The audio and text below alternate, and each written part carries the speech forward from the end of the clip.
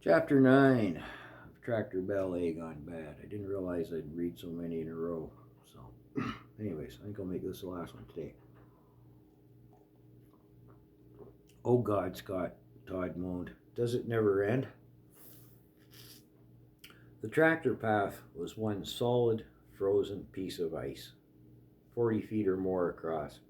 It funneled straight down into the water, the open water at the ravine. We'll have to go damn near to the back of the farm to get around that, Todd chattered plaintively, hunched and trembling beside me. Yeah, I responded dully, and then we'd have to pick a way across the long field and the hayfield, and they're both frozen solid just to get up to the road. I ain't got it in me, Scott, Todd declared flatly as he slumped down to his knees. Me neither, I chattered, hunching and shaking in the lashing wind. I mean, by this time, Todd's wet from head to foot. I'm wet from, chest down. Me neither, I chattered, hunched and shaking in the lashing wind. I'm going to run and belly bogging across. When I get to the fence, you wait till I drop down a couple of posts to catch you, I announced, striving but no doubt failing for a tone of confidence.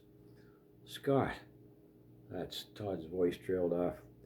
Yeah, I know, but we're out of time and options, I said as I helped Todd to his feet. You go further back, Todd. Get up as much speed as I can. If you don't make it across, I trailed off. I know, Todd answered, chattering and trembling. I retreated a few steps, and Todd and I shared a mutual look of fear as I passed him, struggling on numb limbs to gather speed. The old tractor path, while frozen and solid by any hopes of crossing on foot, wasn't smooth by any means. The bumps and lumps battered my chest and ribs, but yet served to slow me considerably. It wasn't like the ice on the other side that had offered no resistance. I only just made it to the old rail fence and latched gratefully onto the rotted bottom rail, hoping it wouldn't give away. Wait, Todd, I called, gasping, panting, and trembling as I dropped down 2 fence posts and got a secure hold. Okay, I'm good, I called to Todd. Get further back, you gotta run, it's really rough. Lying shivering on the ice with one leg curled around the fence post, I watched as Todd began his run after giving me a nod of acknowledgement. Lumbering awkwardly as he struggled into a stumbling run, he looked like a drunken parody of his usual athletic self. Run, Todd, faster, faster, I cried as I lay watching Todd desperately battling to gain speed on his frozen, uncooperative limbs. Todd dove awkwardly out onto the ice, and I could see him grimace in pain as he landed clumsily onto his belly. It proved prudent I had the sense to drop down 2 posts in distance, as Todd's inability to gain sufficient speed brought him up short of reaching the fence. I grabbed him by an arm as he drifted by and pulled him towards me. Sprawled in a tangled heap, Todd rolled onto his back and slung his arm over the bottom cedar rail. You okay? I asked, panting and shaking. Winded myself, he gasped. Stay there and hang on, I said as I struggled to haul myself up the post and onto my feet. We get over this fence, we're safe, I panted as I helped Todd upright. You okay? I asked, still gasping to get his wind back. Todd only just managed to get over the fence with my assistance. Are you okay, Todd? I asked again as I'd struggled to get myself over the fence with numb limbs. Never been so cold, Todd, he panted. Never been so cold, Scott, Todd panted as he stared stupidly off into space. Shit, Todd, you ain't okay. Come on, we're running out of time, I said, grabbing his arm and propelling him forward. Hang on to that fence, Todd. Pull yourself along. We gotta hurry. Never been so cold, he said as he began dumbly to pull himself down the fence. We didn't do as bad as we made our way west, down towards the corner that lay just above the open water of the ravine. Turning north uphill into the wind, there was a page wire fence, and it was proving more daunting as we were going uphill into the wind. Again, everything's frozen solid. And Todd's pace began to slow. Hurry, Todd, faster, faster, I pleaded. Trying best I can, he panted back. Twice I looked back and seeing Todd fall further and further behind each time called to him, hurry, faster, faster, Todd. Todd didn't answer as he continued to pull himself along the page wire. I could feel the strength leaking out of me. My rubber boots were frozen solid and my bare hands were beyond sensation. So I used my folded wrist to pull myself along the page wire fence. I turned back to see how Todd was doing, only to find he'd stopped and was staring across the field. Come on, I screamed desperately. Todd, come on. I screamed some more at Todd, but to no apparent effort. Before I turned away, letting gravity and the wind aid me, work my way back down to where he stood motionlessly. What the hell are you doing? I screamed at his face.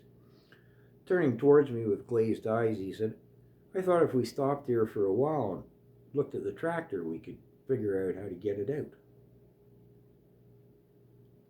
I slapped him up so hard up the side of the head I almost felt my hand. Todd reeled and blinked, but it wasn't like on TV. He didn't say, oh, gee, thanks, I needed that. Well, Scott, we got to get the tractor out of there somehow or another, Todd stated, apparently oblivious to the blow I just delivered. I realized Todd wasn't hunched and shivering anymore. His teeth weren't chattering and his eyes didn't seem to be focused in any one particular place. Well, fuck, Todd, I moaned as I negotiated my way around behind him. You're delirious. We had to travel good 200 yards or more along the fence, far enough up the field to cross up and head to the house before we'd be far enough up to stay off the solid ice.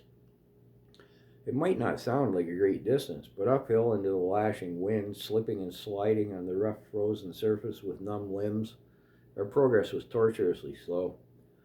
Goading, pleading, cajoling, and cursing Todd the whole while to hurry up, I was sorely aggravated as I could have made considerably better time on my own. I can't claim Todd was particularly uncooperative, but he'd certainly lost all sense of the need for haste. He rambled the whole while as to how we could extricate the tractor, each notion more far-fetched than the last. Strangling was no longer an option. My hands were frozen lumps. Having finally bullied Todd far enough up the field to cross over the fence and pick our way towards the house, I announced, panting, Todd, here we are. Can you get over the fence? In a while, he replied calmly as he proceeded to sit back and lean against the fence post. Hunched, shaking, trembling, and panting over the fence, I stared at him utterly dumbfounded.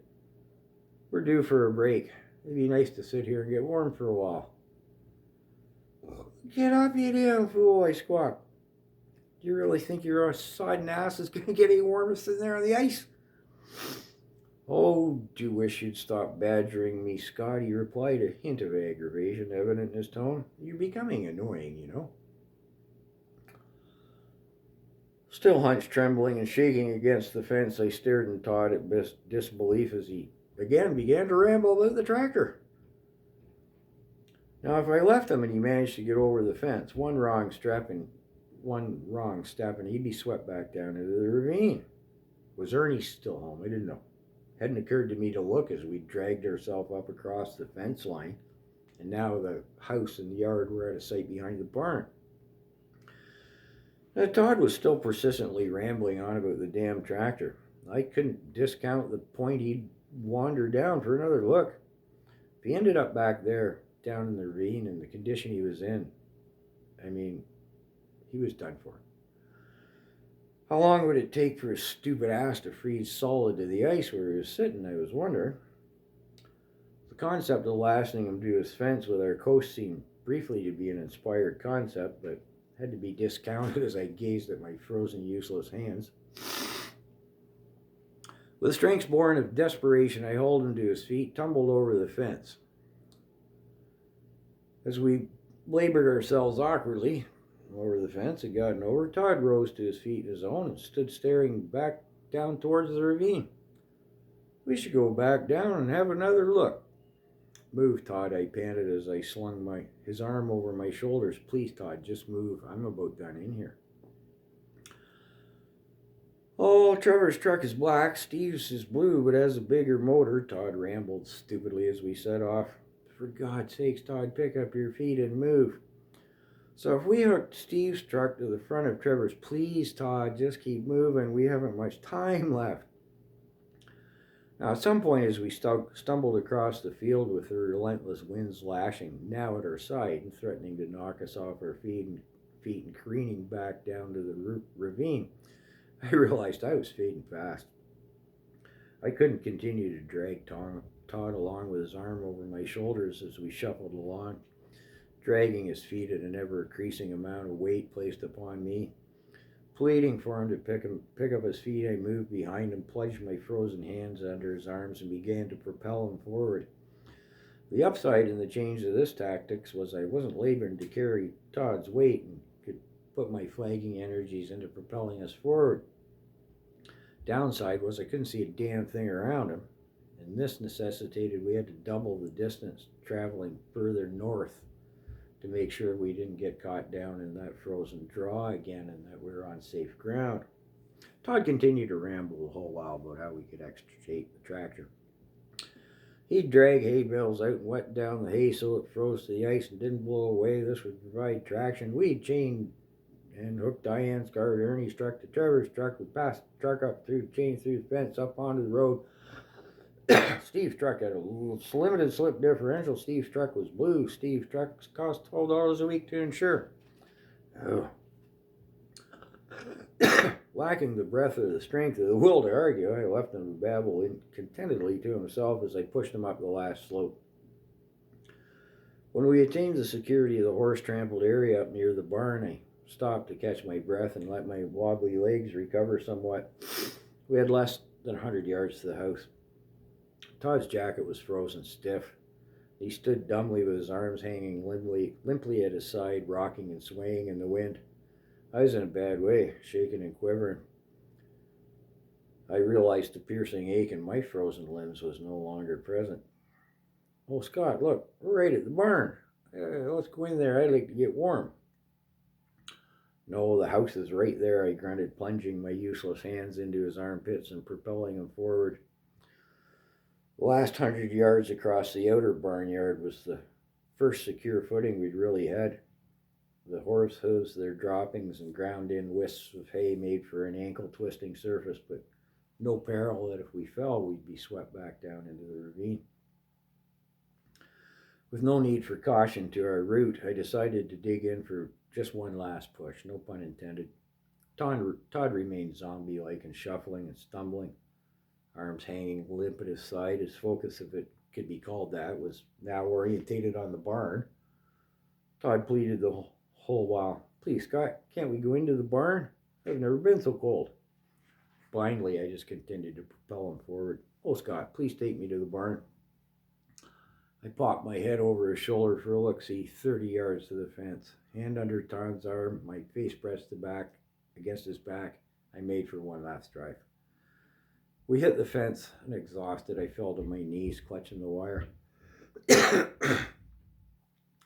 Todd, swaying above me, staring blankly forward, said, "Thanks, Scott. It's better here out of the wind." Does he actually wonder? Does he think we're in the barn? I wondered as I held myself erect. "Can you climb over the fence, Todd?" I asked, placing my hand on the strand of barbed wire strung across the top. "No, I wanted to stay here for a while," he replied, staring blindly off into space. I squatted down, put my shoulder into his ass, and lifted him up onto the fence, grabbed his legs, and tumbled him over. The barbed wire tore a flap in Todd's jacket, and some cotton fluff rocketed off into the wind. Managing to get myself over the fence with frozen and uncooperative limbs proved to be quite a task, and I fell sprawled awkwardly across Todd's legs. "See, I told you, Scott," Todd said. "I'm warmer already." Pulling myself up the fence to my feet, I stared down at Todd in wonderment. He actually thinks he's in the barn, I thought to myself. It was only 60 or 80 feet up to the house through loose powdery snow that had drifted in, and getting Todd to his feet and pretty much hauling him along proved to be a Herculean feat.